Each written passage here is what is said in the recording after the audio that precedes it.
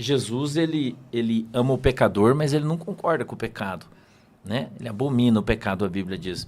Então, o problema é que as pessoas, elas relativizam tudo, né? Hoje a igreja relativiza tudo. Porque o que está acontecendo? Um esvaziamento das igrejas. Isso é um processo. E não vai parar. Não vai parar, né? Diga-se aí a igreja virtual que veio, eu já falei isso, veio para ficar. Jesus falou isso para mim, né? E eu tenho recebido muitas ovelhas que estão congregando comigo na igreja virtual, né? Que nós cuidamos, tem uma série de pastores, né? Já está passando de dezenas de pastores que atendem essas pessoas todos os dias. E a gente viaja, vai batizar. A Manuela vai agora viajar pelo Brasil, vai para vários estados fazer batismo. São 100 aqui, mais 100 ali, mais né? Que é o pessoal da nossa igreja virtual que está vindo, tá? E eu estou impressionado com o movimento, a grande quantidade de pessoas de igrejas físicas que estão saindo das igrejas e vindo congregar comigo na igreja virtual. Isso é um movimento forte. Forte. Eu recebi em Santa Catarina agora um monte de gente da igreja quadrangular. Um monte. Eu recebi ontem em Blumenau 6 famílias que eram da Assembleia de Deus, saindo da igreja porque não aguentam mais. Não quer mais saber de show, não quer mais saber de pedição de dinheiro, não quer mais saber de campanha, não quer mais saber de gente apontando o dedo para todo mundo, cansou. Ontem eu fiz o culto lá, acho que 5 ou 6 famílias foram trazidas à comunhão da igreja que saíram da Assembleia de Deus. E sabe o que os caras falam para mim? Ele fala, pastor, ninguém mais fala o que você fala na igreja. As coisas que você prega, ninguém prega mais. Ninguém mais fala para a gente se arrepender. Ninguém mais prega contra o pecado, prega contra as coisas que você fala. Ninguém fala mais isso. É só vitória, vitória, vitória, vitória, vitória, vitória, chave, chave, chave, dinheiro, dinheiro, dinheiro, campanha, campanha, campanha, compre CD, compre DVD, compre Bíblia. É só isso na igreja. Ninguém aguenta mais. Então, nós estamos vendo um movimento, e a gente vê aqui na nossa cidade de Curitiba, né? Nas Assembleias de Deus, igrejas que eu congreguei, por exemplo, na igreja da Vila Auer, quando era o pastor Douglas, a igreja, a gente fazia culto de ceia, ficava um monte de gente de pé no fundo da igreja. A gente enchia a galeria, enchia tudo, era loucura. Hoje a igreja está vazia. Cadê os crentes lá? Cadê os crentes lá? Por quê? Porque política entrou, aí o cara que entrou meteu, né, chutou o pastor Douglas para longe, ele foi embora, que era o líder espiritual daquela igreja.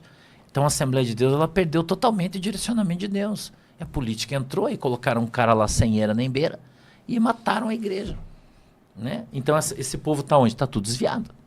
Então antigamente, já antigamente quando a gente fazia evangelismo na rua, evangelizando em ponto de prostituição, de droga, eu, né, cresci na igreja fazendo essas coisas, a maioria das pessoas que a gente encontrava desviada era a Assembleia de Deus. A maioria dos desviados na Assembleia de Deus. Maioria, isso eu estou falando para você de experiência minha com o evangelismo noturno na rua. Fiz isso muitos anos. Né? Filho de pastor, filho de presbítero. A gente encontrou, não sei se eu contei aqui na última vez, um cara ali na passarela do Auer, ali, por exemplo, um mendigo jogado na rua. A gente parou fazendo evangelismo uma sexta-feira de madrugada.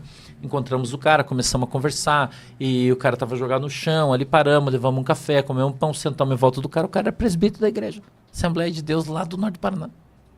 Imagina. Então, e tem muitos, né? Cara, então a gente trouxe o cara, levou para casa, tomou banho, fez a barba, trocamos de roupa, fomos levar ele de volta para casa. Ligamos para a família porque ele fugiu. Teve uma situação de traição com a família dele. Os caras falaram no meio da igreja, lá deu uma briga, o cara ficou com tanta vergonha, saiu andando, foi embora, não voltou nunca mais. 3 anos na rua.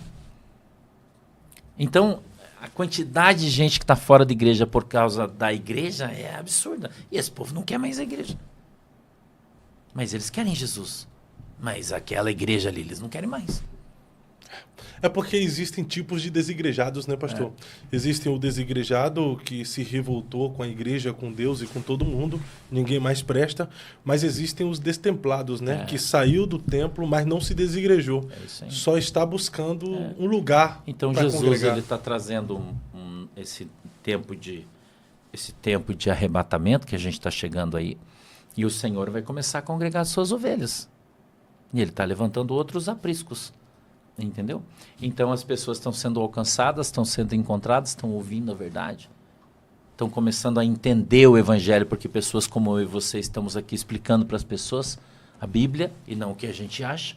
Nós não estamos ensinando aqui a doutrina das velhinhas, né? Não estamos aqui ensinando essas coisas que esses caras ainda estão agarrados. Ele pode até não falar para você, mas ele acredita nisso. Eles não falam mais, porque ele não quer perder os membros da igreja, mas eles acreditam nisso, entendeu?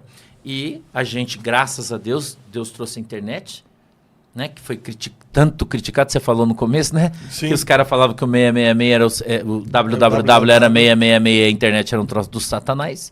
A tecnologia em si, né? Mas hoje... eu vou te dizer, né? Pelo caminho que nós estamos trilhando, a tecnologia, juntamente com essa inteligência artificial, está para se tornar um Deus, né? Mas daí esse é um outro problema. Agora você vê aqui, tem gente que está assistindo a gente que está no Japão, na Austrália, nos Estados Unidos, no México. E lá não tem igreja. Mas o cara está aqui com a gente. Você vai dizer que nós não estamos em comunhão? Está aqui conversando. Conversando. Aí, pastor, desce o pau no negão, ó os caras. É brincadeira. Não, tem um pessoal que sempre vem aqui nos comentários que fala que há tempos não vai na igreja e se alimenta através dos conteúdos do podcast, entendeu? E... Você sabe que no último podcast tem um testemunho que eu quero contar para vocês, porque essa é a obra tua. Uma ovelha minha, ela pegou o nosso podcast e mandou pro pai dela. Tava fora da igreja fazia muito tempo. O cara voltou para a igreja, ouvindo a gente conversar aqui no último podcast. O cara voltou para a igreja, irmão.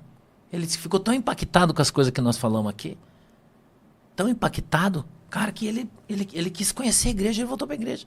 Passou a congregar comigo, tá na minha igreja. Que tremendo, coisa boa, glória a Jesus. Por causa do teu programa. Então, quantas almas? A Bíblia diz que se a gente alcançar uma só, já valeu mais que o mundo inteiro. Quantas almas nós estamos alcançando aqui, batendo papo, dando risada, que nós estamos... As pessoas acham que nós estamos brigando, mas nós não estamos brigando, nós estamos dando risada. Né? Nós somos amigos, nós estamos dando risada e estamos brincando aqui, levantando uma polêmica e outra e tal, mas a gente está brincando. E o podcast é para isso. Há divergências de pensamento, um confronto. Às vezes nem discordo, mas eu apresento uma outra visão para gerar mais conversa e gerar diálogo. Sim. Então, a internet, ela é uma bênção. Sim, uma bênção, demais. Pastor, e dentro da sua percepção sobre... Nós falamos aqui sobre a situação em que a igreja vive, descortinamos aqui muita coisa, realmente. Nós estamos vivendo em um tempo de muita apostasia, né? Apostasia são os dias trabalhosos, como profetizou o apóstolo Paulo. Homens amantes de si mesmo, avarentos, presunçosos, inventores de males, desobedientes, inécios, infiéis nos contratos, sem afeição natural, sem misericórdia, irreconciliáveis. Enfim, nós estamos vivendo dias de apostasia. E o senhor, dentro da sua vasta experiência, conhecimento bíblico, acredita que daqui para frente só vai ser isso? Ou haverá um avivamento antes do arrebatamento da igreja? Eu penso assim, aí a gente entra no campo do eu acho, né? Eu acho. Porque... Axiologia, né? A gente entra na axiologia. Cada um tem a sua opinião. Tem gente que acha que não vai haver avivamento nenhum. Né? Tem gente que acha que não vai haver. Eu acredito que vai, na minha opinião.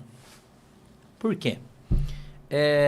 Eu brinquei sobre o Papa, que estava aí.